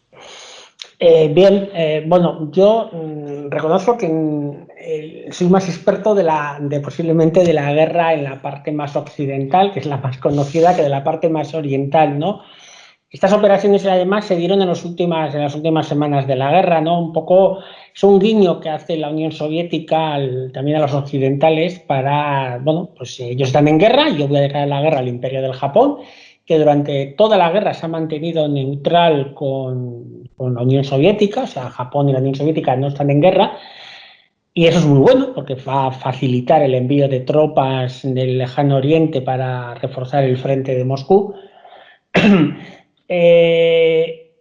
Se da la ocupación de las Islas Kuriles, es una manera también un poco de recuperar, de quitarse la espinita esta de 1905 que tiene también Rusia, la Unión Soviética, heredera de todo aquello, por la derrota que tienen frente a Japón, ¿no? Lógicamente, esa posición geoestratégica de ocupar esas islas y de ocupar esa zona le va a permitir a la Unión Soviética de presionar al imperialismo durante las agresiones la agresión contra Corea, la guerra del 50 contra Corea, y un poco posicionar, lógicamente, la defensa a favor de la revolución de la Guerra Civil China, ¿no? La Revolución China. Pero un poco más puedo aportar, porque no es una zona que conozca mucho de la Segunda Guerra Mundial. Yo igual, yo es una parte que desconozco bastante, así que yo creo que hasta aquí, con lo que ha dicho Pablo, es suficiente. De todas formas, como ya haremos también más cursos y nos centraremos más, por ejemplo, que ha salido muchas veces en el tema de China, pues ya con eso supongo que también avanzaremos más sobre todas estas cuestiones. Aquí hay otra pregunta que dice Gonzalo, dice, hola camaradas, quiero preguntar sobre una barbaridad que andan vociferando fachos, progres y pomos desde hace un tiempo, que dice en relación con las supuestas violaciones masivas a mujeres alemanas realizadas por el Ejército Rojo. Yo no me lo creo, pero ignoro la versión real. Saludos y muchas gracias desde Chile. ¿Puedo responder yo, si me permitís, compañero? Bien. No, solamente, o sea, evidentemente no es importante también tener en cuenta que, como habéis dicho, es propaganda, pero quería leer solamente una cosa y después ya los compañeros que comenten. La orden de Stalin de enero de 1945 dice, oficiales y soldados, nosotros entramos en el país enemigo. Cada uno de vosotros debe guardar autocontrol, cada uno debe de ser valiente. La población que queda en los territorios conquistados, independientemente de su nacionalidad, sea alemana, checa, polaca, no debe ser sometida a ninguna agresión. Los culpables van a ser castigados según las leyes de guerra. En el territorio conquistado quedan prohibidas las relaciones sexuales. Por agresión y violación, los culpables serán fusilados. Simplemente quería añadir porque tenía aquí el texto a mano y ya podéis comentar que vosotros sois los protagonistas al fin y al cabo. Bueno, pues efectivamente el Estado, porque cuando se habla de esto, o sea, violaciones en las guerras, no todo es blanco y negro, ¿no? La guerra es algo muy horrible, ¿no? O sea, yo creo que nadie de los que está aquí ha estado en una guerra y es algo horroroso, ¿no?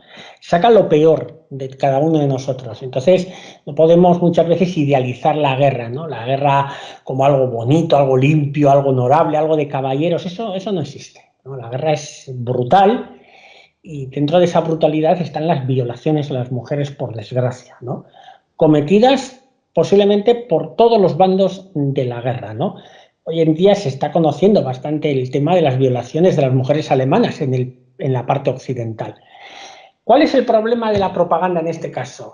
El intentar hacer ver que esto no es una cuestión de unos soldados que actúan de manera individual cometiendo un crimen atroz dentro de la brutalidad de la guerra, sino que es algo estructural al socialismo, a la Unión Soviética, poco menos que parece una orden, es una venganza, ¿no?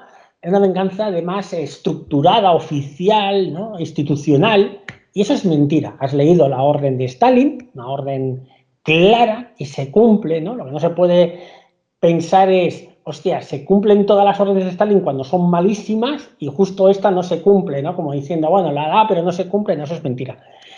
Entonces, es verdad de que hay violaciones, no en el número, por supuesto, eso es una propaganda de Goebbels. En Goebbels, cuando se da esta orden de Stalin, en enero del 45, es cuando los soviéticos empiezan a entrar en Prusia Oriental, el primer territorio del Reich alemán, ¿no?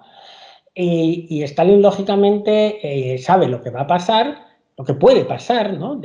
Porque entra en territorio alemán. Hasta el momento habían liberado territorios, pero ahora están entrando en el propio Reich alemán. Y Goebbels inventa, ¿no? Para asustar y para que se haga esa resistencia titánica, numantina, que hacen los nazis en los últimos meses de la guerra por el peligro de los rojos, ¿no? Y de las hordas asiáticas, como las llamaba Goebbels en la radio, ¿no? Esto es propaganda. Lógicamente, hubo violaciones de soviéticos a alemanas, de americanos a alemanas, de alemanes a...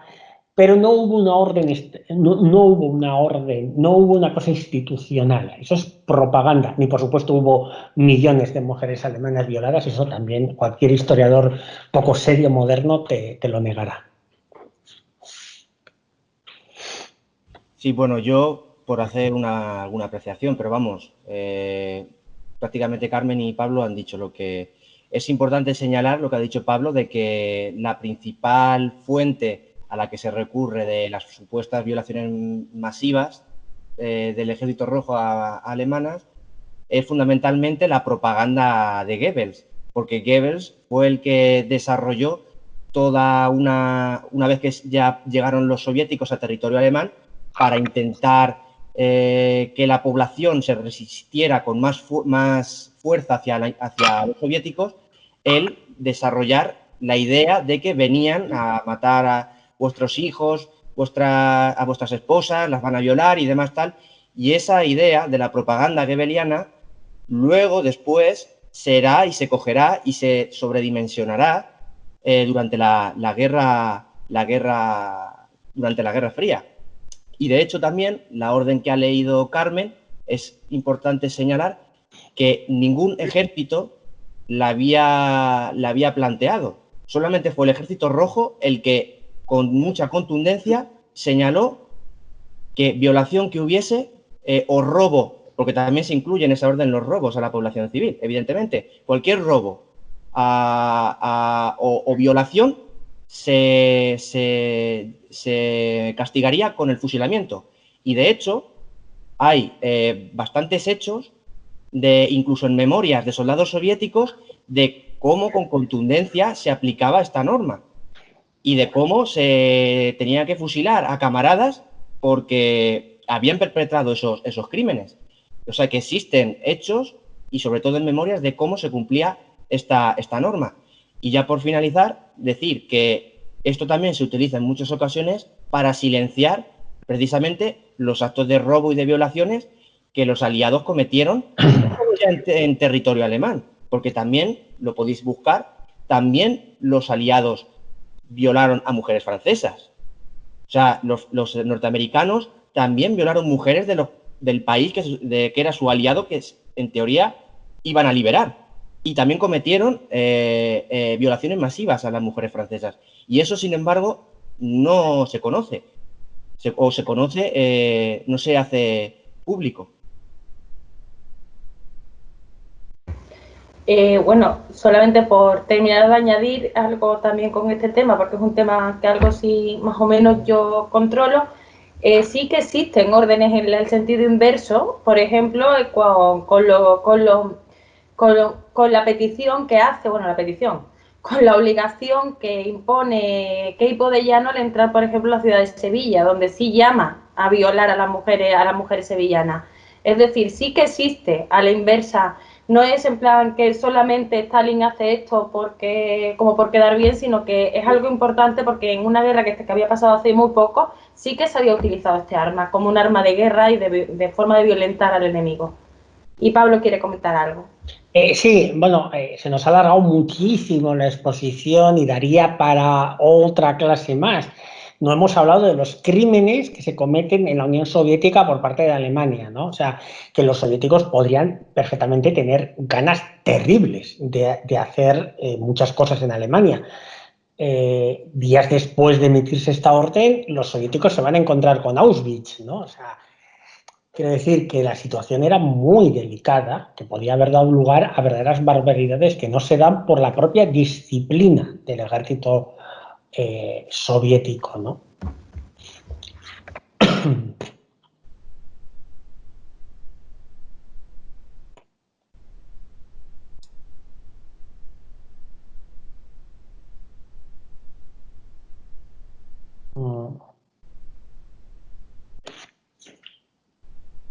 Nos hemos quedado un poco aquí en blanco. No sé, Carmen. Carmen. Ay, perdón, es que no me había silenciado.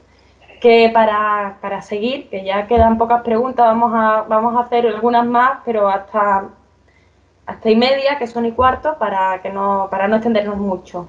Bueno, Ramil Lesca hace un comentario a raíz de lo que hemos hablado sobre la zona oriental del mundo durante el conflicto.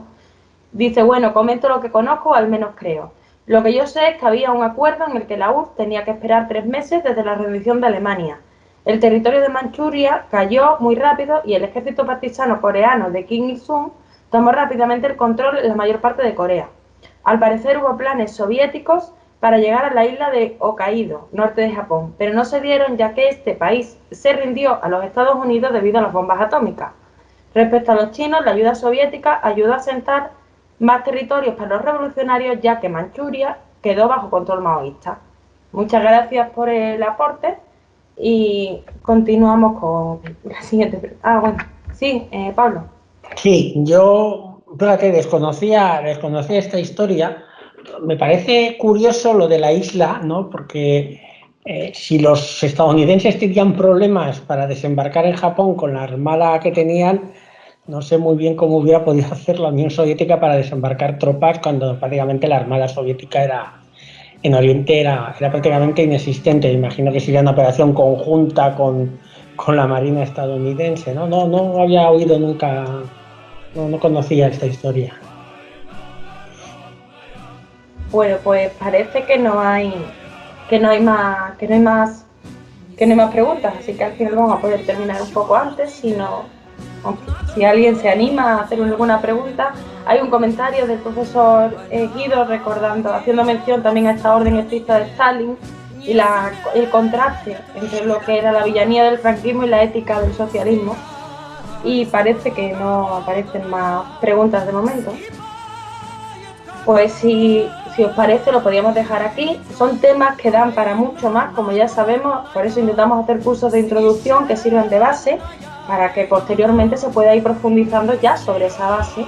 Y sobre esa base podremos profundizar sobre todos estos temas y también precisamente cuando se habla de todo el continente asiático, pues cómo se desarrolló no solamente la revolución en China, sino también en Corea, por ejemplo. Pues muchísimas gracias, compañeros, excelente exposición que habéis hecho ambos y bueno, y nos vemos el próximo espera, que me acabo de quedar en blanco, el jueves. Nos vemos el próximo jueves y muchísimas gracias a todos y hasta la próxima.